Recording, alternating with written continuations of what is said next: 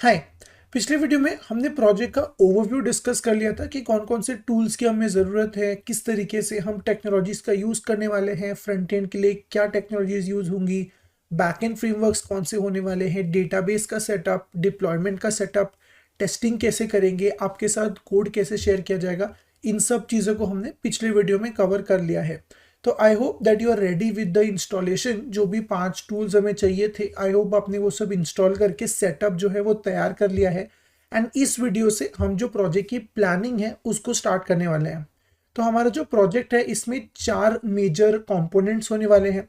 जो पहला major component है वो है कंसोल कमांड्स, जो हम गिट को रेप्लिकेट करने के लिए बनाने वाले हैं। तो इसमें काफ़ी सारी कमांड्स हैं, अबाउट 6 कमांड्स हैं जो हम रेप्लिकेट करने का ट्राई करेंगे, all the way from initialising a new repository to reverting back to changes. तो ऐसी 6 कमांड्स होंगी जिनके बारे में इस वीडियो में और डिटेल में डिस्कस करेंगे कि एग्जैक्टली वो कमांड्स कैसे वर्क करने वाली हैं, किस तरीके से हम उसको अप्रोच करेंगे। जो सेकेंड मेजर हमारा कंपोनेंट है वो है फ्रंट एंड के कंपोनेंट्स। तो हम फ्रंट एंड को कैसे सेट करने वाले हैं, कौन कौन से कंपोनेंट्स उसमें होंगे। सिमिलरली बैक एंड के लिए हमें डेटाबेस स्कीमा का डिस्कशन करना है कि रिपोजिटरी के लिए हम क्या क्या स्टोर करेंगे, किस तरीके से वो जो ऑब्जेक्ट है, हमारे की वैल्यू पेयर्स हैं, वो स्ट्रक्चर होने वाले हैं। एंड सिमिलरली हमारे एपीआई एंड पॉइंट्स जो हैं वो कौन कौन से होने वाले हैं, ऑथेंटिकेशन के लिए क्या यूज़ करेंगे, एंड पॉइंट्स क्या होंगे। इन सब चीज़ों के बारे में हम एक एक करके अगले कुछ वीडियोस में डिस्कस करेंगे। एक बार हमारी प्लानिंग पूरी तरीके से कंप्लीट हो जाए उसके बाद हम जो एक्चुअल डेवलपमेंट है उसको स्टार्ट करेंगे। तो इस पर्टिकुलर वीडियो में हम जो कंसोल कमांड्स हैं इन पे फोकस करेंगे और एक एक करके अगले कुछ वीडियोस में बाकी सारे कंपोनेंट्स को भी प्लान कर लेंगे प्रॉपर्ली।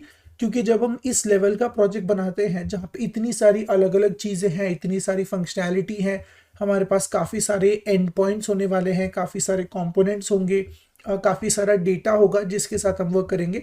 तो ये बहुत ज़रूरी है कि before we start the actual coding, code लिखने से पहले एक बार चीज़ों को प्रॉपरली प्लान कर लेना, किस तरीके से एक दूसरे से इंटरेक्शन होने वाला है, फ्रंट एंड बैक एंड से कैसे कनेक्ट करेगा, कौन कौन से एंड पॉइंट्स पे क्या क्या रिटर्न होगा, कंसोल की कमांड्स हम किस तरीके से लिखने वाले हैं, इन सबको प्लान करना बहुत ज़रूरी है।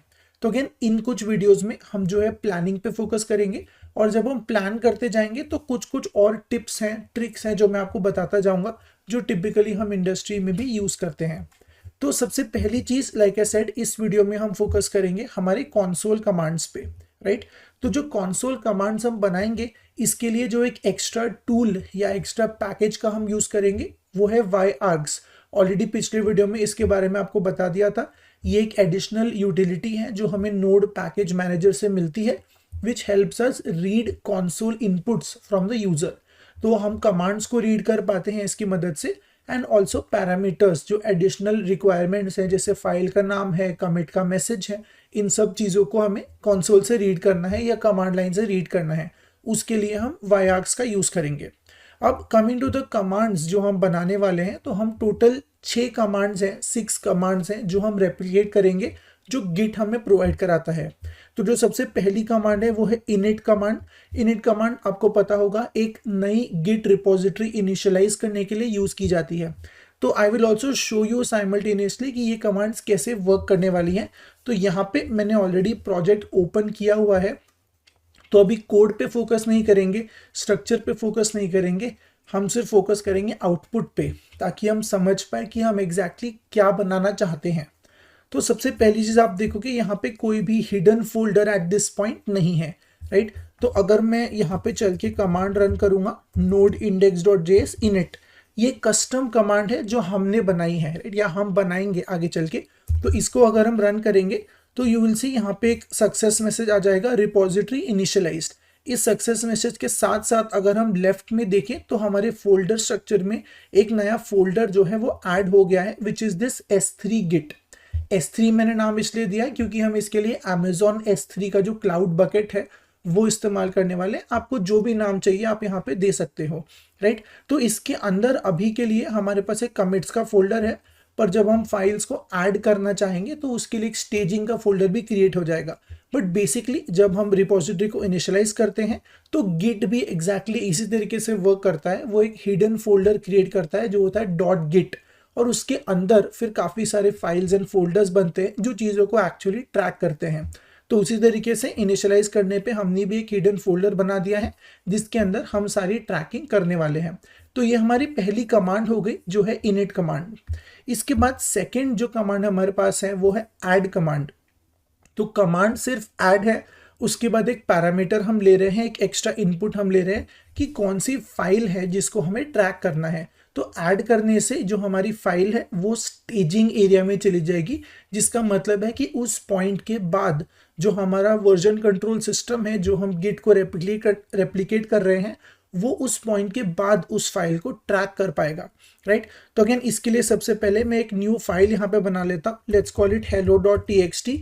एक्सटेंशन से फर्क नहीं पड़ेगा, आप कोई भी फाइल बना सकते हो इंक्लूडिंग कोड फाइल्स, राइट। तो यहाँ पे अगर हम लिख देंगे हेलो एंड इसको मैं सेव कर देता हूँ, तो अब जो हमारी सेकेंड कमांड होने वाली है वो है node index.js add file name. तो यहाँ पे hello.txt जो हमने फाइल अभी बनाई थी वो दे देते हैं और मैं एंटर प्रेस करूंगा। जैसे ही मैंने ये कमांड रन की, अब आप देखोगे यहाँ पे file hello.txt added to staging area. तो ये मैसेज हमें मिल गया है।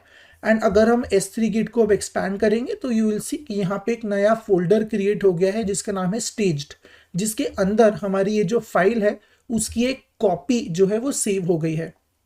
तो इसका मतलब ये है कि अब तक हमने जो भी चेंजेस किए हैं इस फाइल में वो यहाँ पे अब सेव हो गए हैं। This is again local to the system. तो ये हमने कर लिया है। अब जो नेक्स्ट कमांड हमारी है इस स्टेप में वो है कमिट। कमिट का मतलब है जो भी चेंजेस हमारी स्टेजिंग एरिया में होते हैं उनको परमानेंटली सेव कर देना, राइट। तो कमिट किए बिना चेंजेस कैन बी लॉस्ट। तो staging is a temporary storage जहाँ पे चेंजेस रखे जाते हैं अंटिल वी कमिट। कमिट करने पे जो चेंजेस हैं वो एक्चुअली परमानेंटली स्टोर होंगे, राइट। तो अब कमिट कमांड रन करेंगे। इसके लिए एक पैरामीटर हमें चाहिए, वो है मैसेज, कमिट का एक मैसेज। और इस कमिट के लिए हम एक रैंडम आईडी भी जनरेट करते हैं। तो अब कमिट कमांड को रन करके देखेंगे तो अगेन यहाँ पे node index.js and then commit followed by a message. तो मैसेज दे देते हैं, लेट्स से फर्स्ट कमिट। ये हमारा मैसेज हो गया and I will press enter. अब जैसे ये कमांड हमने रन की तो आप देखोगे यहाँ पे कमिट, एक कमिट आईडी हमारे लिए रैंडमली जनरेट हो गई है, created with message first commit. तो बेसिकली हमने कमिट कमांड को इम्प्लीमेंट ऐसे किया है कि हर कमिट की एक यूनिक आईडी होगी which will basically be the folder name. तो अब अगर मैं S3 गिट को एक्सपैंड करूंगा एंड कमिट्स में हम चलेंगे तो यू विल सी कि एक फोल्डर है जो इस आईडी के नाम से है एंड उसके अंदर हमारे पास जो एक्चुअल कंटेंट है वो भी है, अलॉन्ग विथ जेसॉन जो बाकी डिटेल्स जैसे डेट, टाइम और जो हमने मैसेज दिया था उसको स्टोर करता है, राइट।